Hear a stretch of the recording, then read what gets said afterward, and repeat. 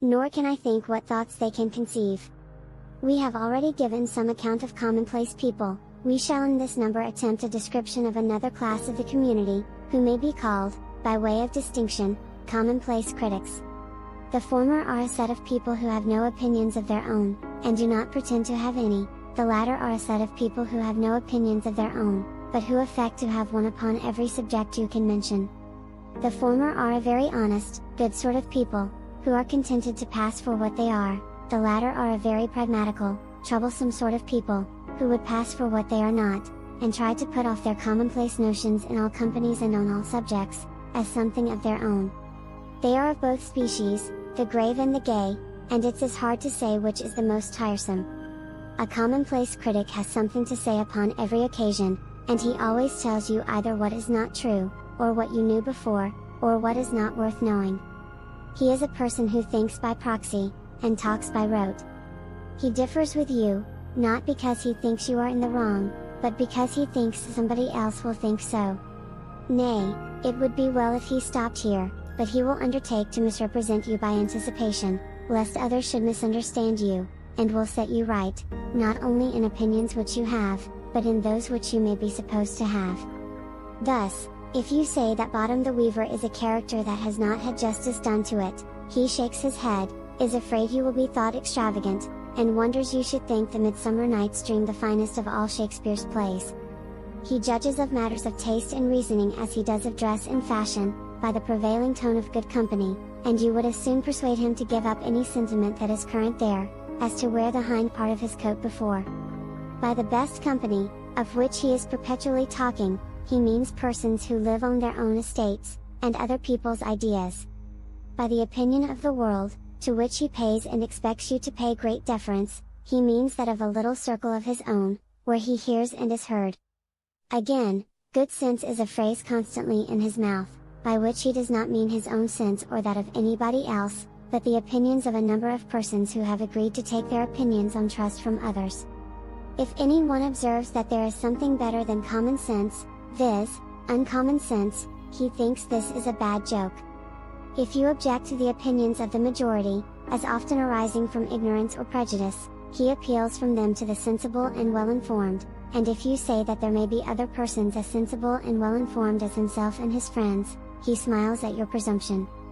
If you attempt to prove anything to him, it is in vain, for he is not thinking of what you say, but of what will be thought of it.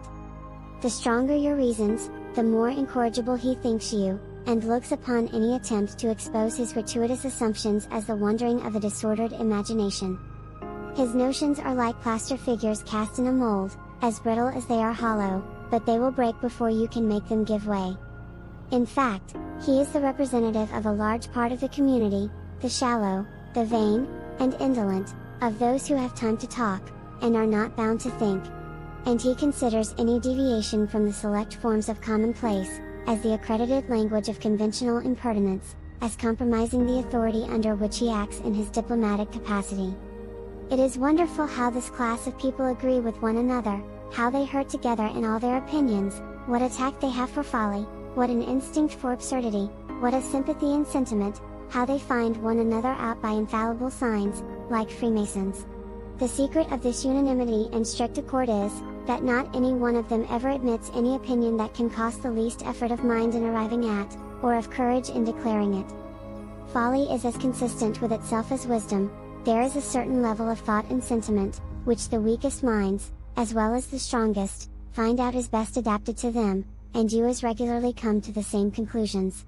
By looking no farther than the surface, as if you dug to the center of the earth. You know beforehand what a critic of this class will say on almost every subject the first time he sees you, the next time, the time after that, and so on to the end of the chapter. The following list of his opinions may be relied on. It is pretty certain that before you have been in the room with him 10 minutes, he will give you to understand that Shakespeare was a great but irregular genius. Again, he thinks it a question whether any one of his plays, if brought out now for the first time, would succeed. He thinks that Macbeth would be the most likely, for the music which has been since introduced into it. He has some doubts as to the superiority of the French school over us in tragedy, and observes, that Hume and Adam Smith were both of that opinion. He thinks Milton's pedantry a great blemish in his writings, and that Paradise Lost has many prosaic passages in it. He conceives that genius does not always imply taste, and that wit and judgment are very different faculties. He considers Dr. Johnson as a great critic and moralist, and that his dictionary was a work of prodigious erudition and vast industry, but that some of the anecdotes of him and Boswell are trifling. He conceives that Mr. Locke was a very original and profound thinker. He thinks Gibbon's style vigorous but florid. He wonders that the author of Junius was never found out. He thinks Pope's translation of the Iliad an improvement on the simplicity of the original, which was necessary to fit it to the taste of modern readers. He thinks there is a great deal of grossness in the old comedies, and that there has been a great improvement in the morals of the higher classes since the reign of Charles II. He thinks the reign of Queen and the golden period of our literature, but that, upon the whole, we have no English writer equal to Voltaire. He speaks of Boccaccio as a very licentious writer, and thinks the wit in Rabelais quite extravagant, though he never read either of them.